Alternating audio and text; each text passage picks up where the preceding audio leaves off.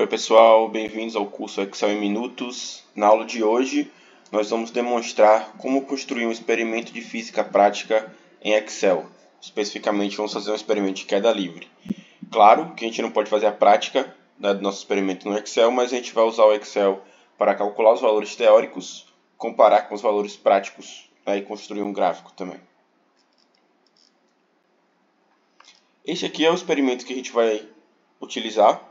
Certo? Então, a fim de estudar o efeito da resistência do ar nos corpos, você deve montar o aparato conforme a imagem ao lado. Basicamente, é uma haste com dois, não sei como é chamado na cidade de vocês, mas eu conheço como sargento, onde a gente pode prender um objeto aqui e no de baixo a gente vai ter um laser que vai medir quando o objeto passar por ele, parando o cronômetro. E a gente vai medir o tempo da queda livre, né? Então o objeto ele não vai ter nenhum impulso, ele vai ser solto. A partir do momento que ele é solto, o tempo começa a contar. Quando ele passa pelo laser, o tempo para. Beleza? Então, o primeiro passo do nosso experimento é calcular o tempo teórico de queda para 10 alturas diferentes. O segundo passo, que aí vocês vão fazer isso na prática, provavelmente quem faz um curso de engenharia ou de física de exatas vai ter essa matéria aqui no curso de física. Vai medir o tempo real de queda para as mesmas alturas e traçar os dois gráficos de altura versus tempo. Então vamos lá. Não vou entrar muito no mérito aqui da física, esse não é um curso de física, então estou dando aqui a equação pronta para vocês. O tempo de queda em função da altura vai ser igual a raiz de 2h sobre g, certo? Sendo que g é o valor da gravidade para fins desse experimento, eu estou considerando que a gravidade é 9,8. Então, vamos lá. Aqui, então, eu já listei as 10 alturas que eu quero usar no meu experimento. Então, vai de 1 metro até 10 metros, né, variando 1 metro entre cada etapa. E aí, a gente vai calcular aqui o tempo teórico que o corpo deveria demorar para cair se esse experimento fosse realizado no vácuo. Então, basicamente aqui eu vou escrever essa fórmula. Então, vamos lá. O tempo vai ser igual a raiz de quê?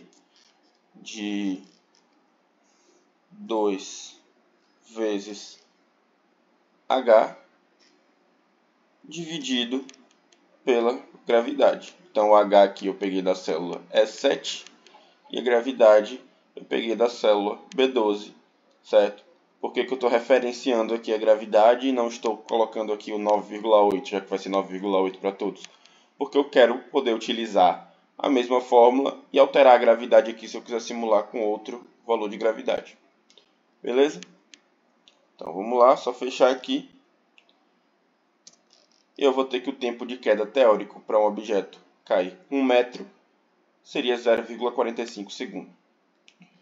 Ah, professor, como que eu vou calcular os outros 10 agora? Vou precisar escrever a fórmula em cada um deles? Não. O que é que eu posso fazer? Eu posso copiar a fórmula e colar para baixo aqui.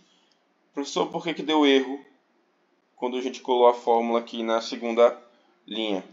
Vamos ver o que é que essa fórmula está referenciando? Então vamos lá. Ela está referenciando aqui o E8 como deveria, certo? Que é o H. Mas para a gravidade ela está considerando o B13. E no B13 aqui está um valor zero. Quando ela faz uma divisão por zero, como vocês devem saber, é uma indeterminação matemática. Então ele vai retornar um erro. O Excel não faz nenhuma divisão por zero.